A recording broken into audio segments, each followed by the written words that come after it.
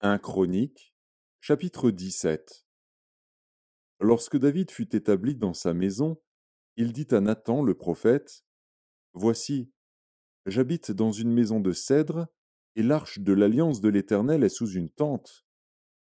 Nathan répondit à David, Fais tout ce que tu as dans le cœur, car Dieu est avec toi. La nuit suivante, la parole de Dieu fut adressée à Nathan. Va dire à mon serviteur David, Ainsi parle l'Éternel. Ce ne sera pas toi qui me bâtiras une maison pour que j'en fasse ma demeure. Car je n'ai point habité dans une maison depuis le jour où j'ai fait monter Israël jusqu'à ce jour. Mais j'ai été de tente en tente et de demeure en demeure. Partout où j'ai marché avec tout Israël, ai-je dit un mot à quelqu'un des juges d'Israël à qui j'avais ordonné de paître mon peuple? Ai-je dit, Pourquoi ne me bâtissez-vous pas une maison de cèdre?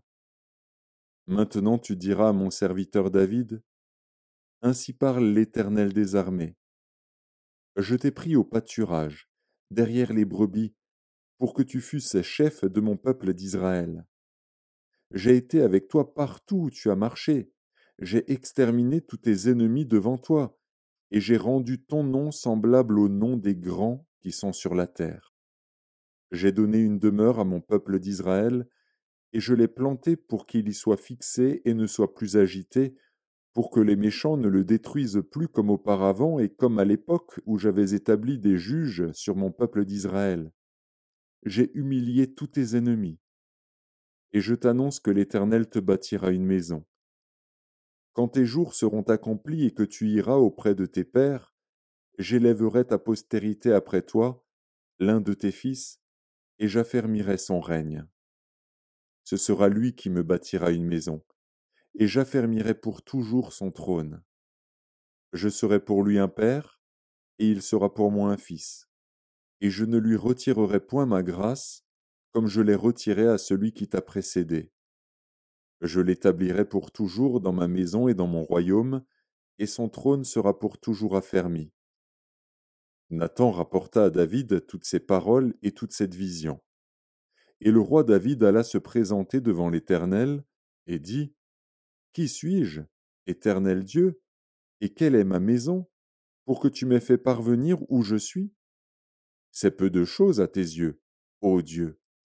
Tu parles de la maison de ton serviteur pour les temps à venir, et tu daignes porter les regards sur moi à la manière des hommes, toi qui es élevé, Éternel Dieu. Que pourrait te dire encore David sur la gloire accordée à ton serviteur? Tu connais ton serviteur. Ô Éternel, c'est à cause de ton serviteur, et selon ton cœur, que tu as fait toutes ces grandes choses pour les lui révéler. Ô Éternel, nul n'est semblable à toi, et il n'y a point d'autre Dieu que toi, d'après tout ce que nous avons entendu de nos oreilles. Est-il sur la terre une seule nation qui soit comme ton peuple d'Israël, que Dieu est venu racheter pour en former son peuple, pour te faire un nom et pour accomplir des miracles et des prodiges, en chassant des nations devant ton peuple que tu as racheté d'Égypte?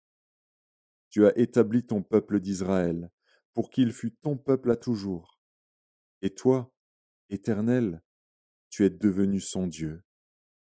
Maintenant, ô Éternel, que la parole que tu as prononcée sur ton serviteur et sur sa maison subsiste éternellement et agis selon ta parole.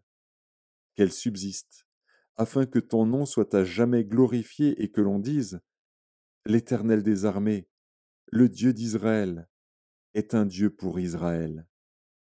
Et que la maison de David, ton serviteur, soit affermie devant toi.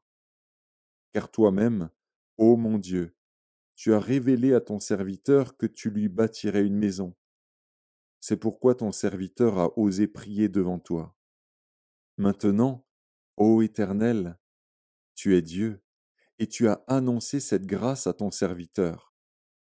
Veuille donc bénir la maison de ton serviteur, afin qu'elle subsiste à toujours devant toi. Car ce que tu bénis, ô Éternel, est béni pour l'éternité.